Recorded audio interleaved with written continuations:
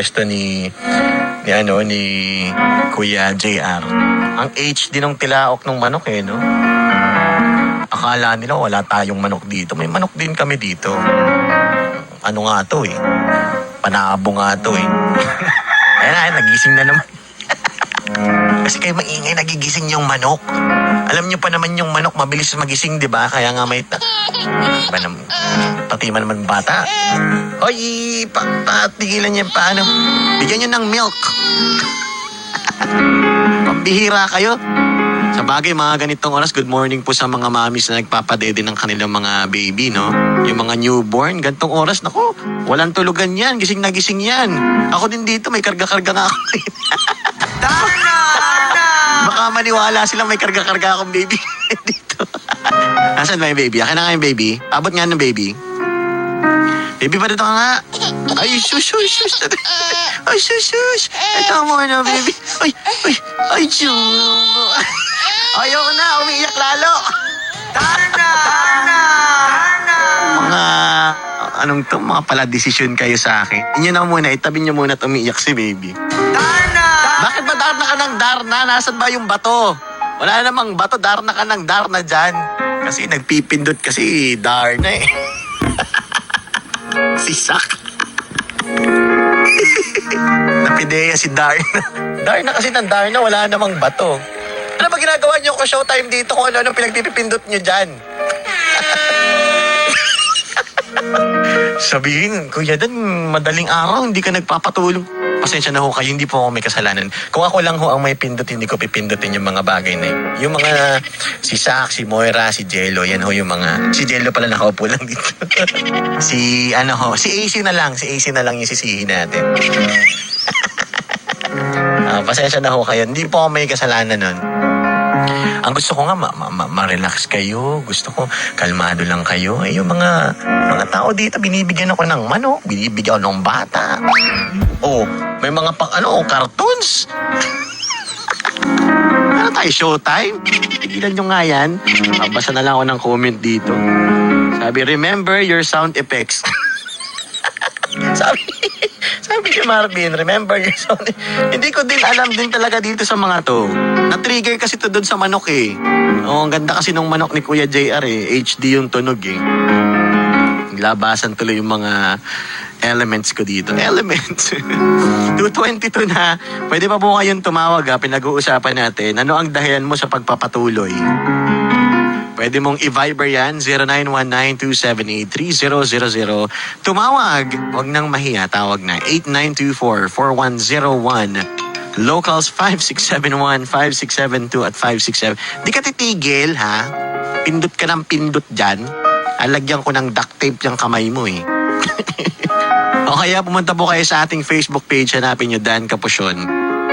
Pati bibig, lahat buong pagkatao mo lalagyan ko ng duct tape. Sabi ni Simon Wright. Ayun, yung mga nagsasalita. 2:00 pa lang. Ginigising niyo yung mga nagsasalita dyan. Napapagod ako. Ito yung dahilan kung bakit hindi na ako magpapatuloy. Nakakapagod yung mga kasama ko dito. Nauubos yung social battery ko Tinitipid ko nga to Sabi ni Simon Wright, my reason for continuing my life is because of sunsets and sunrise. And beautiful green colors in nature. Nakikita ko ang lahat na napakaganda at napakalaki. But the primary reason to continue living is the inherent desire to survive and thrive. A drive found in all living things. Sabi ni Simon Wright ng Oklahoma, USA. Totoo naman yun. Kumbaga, andito na tayo di ba? Nabigyan na tayo ng pagkakataon na mabuhay. Binibigyan tayo ng hininga araw-araw. Nakakahinga tayo, nakakabangon tayo.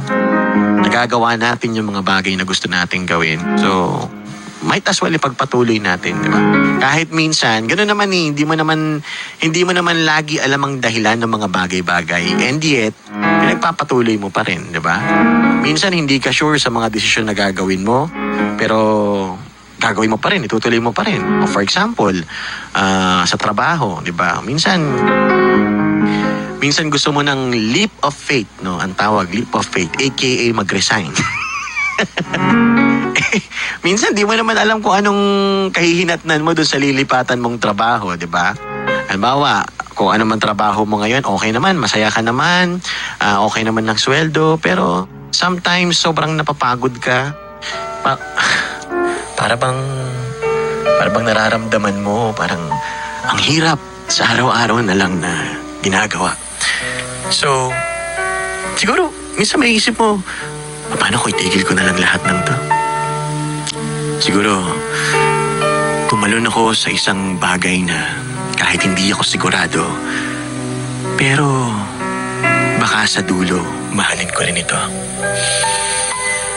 At ginawa mo. Naniwala ka sa sarili mo, pinaglaban mo, yung sa tingin mo ay may pupuntahan.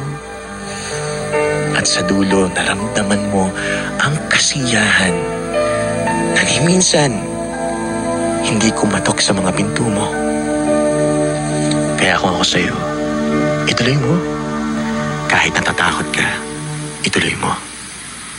Ituloy mo yung music ko. Bakit pinutol mo yung music ko eh. Naiiyak na si Jello, pinutol mo yung music eh. Nasaan na nga ako? Nakalimutan ko tuloy. Ganda na kanina yung sabi ko eh. Nasaan na ako, Jello? Nakalimutan ko yung... Ituloy mo. Yan, ituloy mo. Yan, ituloy mo. Ayoko na ituloy. Nakalimutan ko na yung sasabihin ko. Ano ba ginagawa niyo kung ano dito? Pinapaiyak niyo ko. Basta gusto ko lang sanang tandaan mo na hindi ka kulang. Walang mali sa'yo. Kung minsan siguro pakiramdam mo hindi ka sapat, hindi totoo yun. Huwag mo silang pakinggan. Dahil kahit kailan, ikaw lang ang makakapagsabi kung titigil na o tutuloy pa. Uy, ano ba? Ba't nagpa-play kayo ng music? Bakit ka naglalagay ng Don't Stop Billy? Nilalaro na ho nila yung programa ko. Kung ano-ano ng mga pinagagawan. Pero totoo yun ha, yung mga sinasabi ko sa inyo kanina. Medyo ano lang, dramatic lang kasi binigyan ako ng bed na dramatic. Pero totoo yun, di ba?